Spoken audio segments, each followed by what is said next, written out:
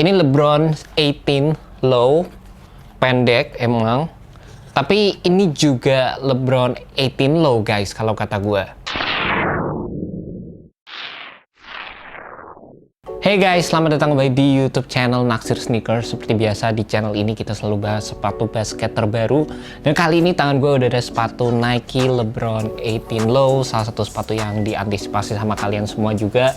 Dan di video kali ini gue bakal kasih perbedaan antara sepatu Nike LeBron 18 Low sama regular version dari sepatu Nike LeBron 18 juga. Tapi sebelumnya sepatu ini dijual dengan harga Rp2.389.000 dan gue ngedapetin sepatu ini dari Hoops Point. Kalau kalian tertarik sama sepatu basket, perlengkapan basket, pasti ori, nggak perlu kalian ragukan lagi. Kalian bisa cek langsung di website dari Hoops Point. Gue udah masukkan link di bawah, jadi kalian tinggal klik dan langsung menuju ke website dari Hoops Point guys.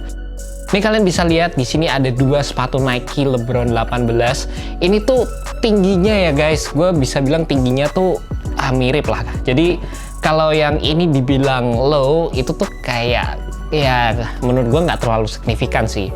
Dari segi teknologi ada yang beda dari kedua sepatu ini dan kita bakal bahas detailnya di video nanti. Dan meskipun sepatu ini memiliki harga yang di bawah Nike LeBron 18 main signature-nya, tapi gue ngerasa ada beberapa fitur di sepatu ini yang nggak kalah, bahkan lebih oke dibandingkan dari Nike LeBron 18 secara general guys. Dari segi materialnya sendiri, sepatu ini tuh menggunakan material ripstop. Jadi ini tuh material yang gue temukan di sepatu Nike KD 13. Secara overall material jujur aja memang gue lebih prefer material yang ada di sepatu Nike LeBron 18 ini, karena jelas saja ini materialnya lebih premium, lebih nyaman overall feel-nya di kaki.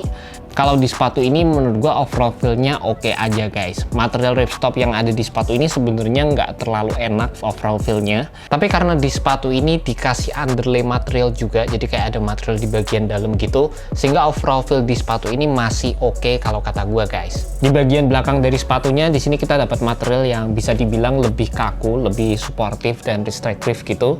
Dan yang paling keren tuh di bagian bawahnya sini, di sini ada material TPU yang ini tuh ngasih looks kayak ada sayap mobilnya gitu. Jadi menurut gue keren banget, dan di samping itu ini menurut gue juga ngasih fungsi di bagian support di sepatu ini juga. Di samping itu juga di sepatu ini kalian bakal dapat lateral containment. Jadi bagian sampingnya ini kalian bisa lihat di sini ada fuse layering material yang ini menurut gua penting banget di sepatu Nike LeBron 18. Dan karena yang versi kemarin ini gua ngerasa lateral containmentnya memang rada kurang. Kalian bisa lihat di video gua, video performance review maksudnya, di bagian samping dari sepatu Nike LeBron 18 ini rada stretchy. Jadi untuk gerakan-gerakan hard cut, kadang kaki gua itu masih keluar pada posisi yang seharusnya. Di sepatu ini dengan adanya fuse layering material, gue berharap containmentnya itu jauh lebih oke. Dan di samping itu secara first impression gue cukup suka dengan overall tang yang digunakan di sepatu ini guys. Kalau dibandingin sama tang yang ada di sepatu Nike LeBron 18, ini tuh tangnya tuh berasa tipis, terus tuh sering banget bikin talinya itu cepet copot, karena waktu dipakai sering banget tangnya tuh kayak miring gini guys. Nah di sepatu ini secara overall feel dari tangnya sendiri tuh menurut gue udah diperbaiki, dan di sini juga ada padding-padding yang meskipun gak banyak tapi nge-sculpt di kaki dan menurut gue cukup oke. Dari overall fitnya sendiri gue ngerasa sepatu ini fit true to size. Di bagian belakang kalian bakal dapat padding-padding yang oke.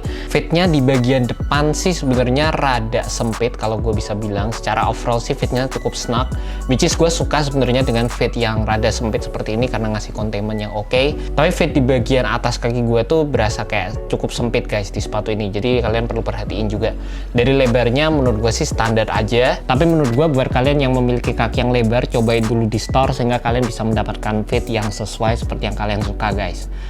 Kalau dari segi cushioningnya sendiri menurut gue sih berat banget untuk ngalahin Nike LeBron 18, karena cushioning yang ada di sepatu ini tuh gokil banget, bouncy, impact protectionnya dapat juga, dan memang salah satu cushioning terbaik yang pernah gue cobain. Dan di sepatu ini kita mendapatkan air unit di bagian heel dan juga Nike React di bagian depan.